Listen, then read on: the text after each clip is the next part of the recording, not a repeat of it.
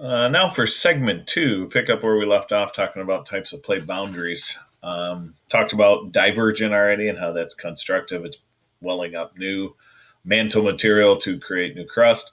Now we're on convergent plate boundaries, which are destructive, how oceanic and continental plates can come together and subduct under the other.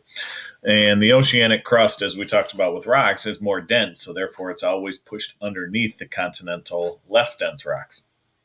They melt, and then mountains appear, come up from that, and most of them being volcanic in nature. Some examples that we find on the western United States, up near Oregon and Washington, is the Cascade Range, Mount St. Helens, Mount Shasta, Mount Rainier. Those would all be types that would be from a ocean to continent convergent. There's also the western United States, Sierra Nevada, which is down in California. If you go to South America, the whole western side of South America, the Andes Mountains are a type of continent to oceanic convergence. You can also get an ocean to ocean. Two oceanic, now they're both about the same density, so one has a harder time being pushed underneath the other. So, but they kind of still slide right underneath of each other because of their densities. This forms volcanic island arcs, and it's out in the ocean where you have a whole bunch of islands that form. The Aleutian Islands off of Alaska, as they extend towards Russia, are volcanic island arcs, two oceanic convergence.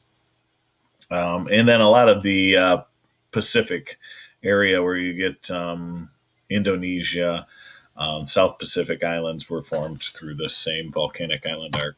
And then you can also have a continent to continent. Because they're less dense, they can't really be pushed down underneath each other, and they buckle upwards.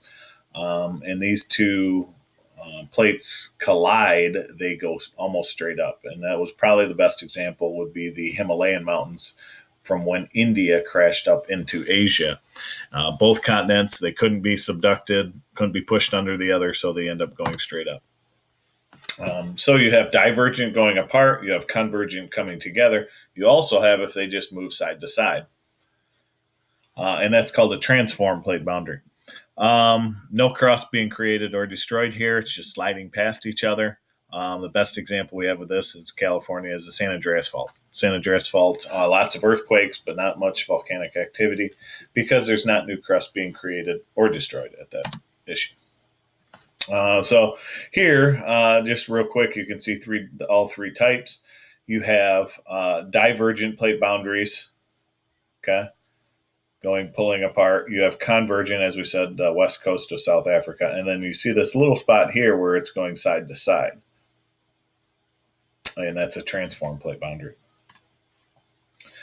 How do we know that they're moving? Obviously, we have some of the evidence to show us that thing. They fit together like a puzzle, all the stuff that Alfred Wegener told us as far as his things, but now we can actually measure them by a couple of different ways. We can use the VLBI, very long baseline interferometry, or we can use GPS, which is global positioning systems, that we can actually use satellites and stuff to actually baseline and figure out how fast these plates are moving across each other.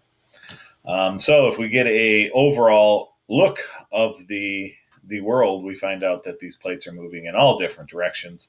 Some are coming together, some are moving apart, and then again, like I said, some are moving like side to side.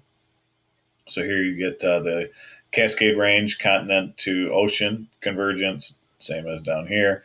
You get divergent plate boundaries, one going in this direction, one going in the other direction.